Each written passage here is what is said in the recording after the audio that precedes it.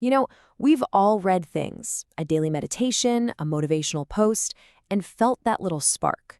But have you ever stopped to think about what's going on behind the words?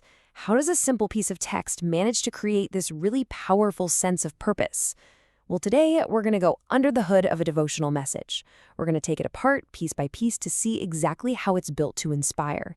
So let's dive in. Okay, so we start right here. And look, there's no gentle lead-in. It drops you right in with a title and a specific date. This isn't just some random text you stumbled upon. No, this is framed like an appointment. It immediately tells you, hey, what you're about to read is for today, it's intentional, and it's part of a bigger thing. So, where do they even begin? Well, interestingly, it's not with the daily topic itself. Nope. First, they zoom out. This whole first section is about setting the stage, laying the groundwork. They establish what they call a prophetic theme that's going to color everything else we read. And here it is, the foundation for the whole month. Jesus' second coming for the righteous. Now that's a huge concept, right? It's a core belief in what's known as Christian eschatology, the study of end times. By putting this massive, super hopeful idea right at the top, the author immediately gets the reader's mind focused. It sets this incredibly grand tone for the entire month. Okay, so we've got this giant, cosmic theme for the month, and then bam, we zoom right in on today's topic, the eternal kingdom. And this is actually pretty smart, right? It takes this huge, potentially overwhelming idea and breaks it down into a manageable daily piece. Suddenly it feels way more personal and something you can actually wrap your head around. All right, moving on to the next part, the unending kingdom. The stage is set, so now the message has to deliver on its central promise. And how does it do that? How does it give its claims real weight, real authority?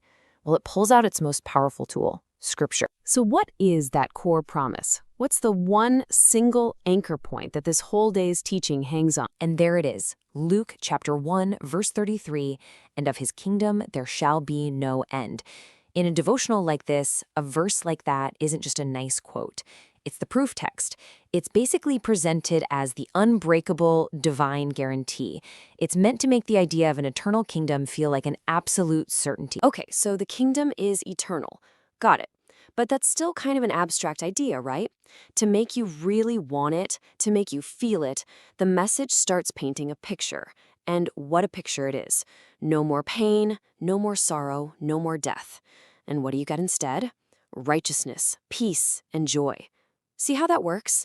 It transforms a dry theological concept into something you can really, deeply desire on an emotional level. Now, this next part is maybe the most critical turn in the whole message. Seriously, up to this point, it's all been about a future promise, right? Something way off in the distance. But right here, the focus shifts, and it shifts hard. It connects that future belief to how you're supposed to behave today. This is the pivot from theology to your actual everyday life. And this one sentence, right here, is the absolute core of that pivot. We must live as citizens of this coming kingdom. The message couldn't be clearer. Don't just sit around and wait for this future paradise. Start living by its rules, by its values, right here, right now. It completely transforms passive hope into an active daily mission. But, okay, how do you actually do that? Well, to make that mission super concrete, the devotional gives you a simple 3-step user guide. This is the how-to section. It takes you from the big ideas, the what and the why, and gives you a practical roadmap. Step 1, reflect. Step 2, align. Step 3, represent. It's a really clear call to action. No guesswork. All right, for the final section, the message does something interesting. It zooms back out again. It's saying, okay, it's not enough to just change your own life. The real goal here is to connect. This part is all about taking that personal, individual experience and turning it into something we do together as a community. So what's the first step to building that connection? It starts with a shared prayer. By reading this line, you're encouraged to take all the ideas from the day and, well, turn them into a personal request to God. It's kind of an admission, right? It's saying, hey, living this way is tough. I need help. It frames the whole thing as a partnership. Next up, we see the author's name.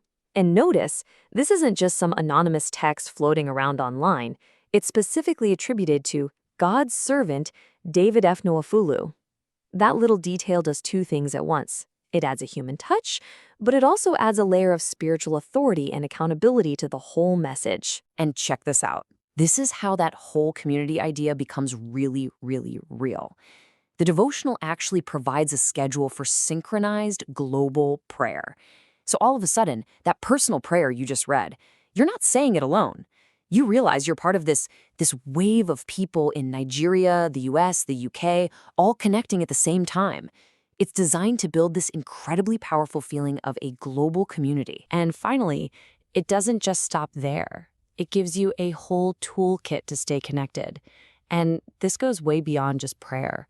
You can share your own story. They give you a physical address in Nigeria, a phone number, a link to a WhatsApp prayer group, and of course, that final instruction, please share to others.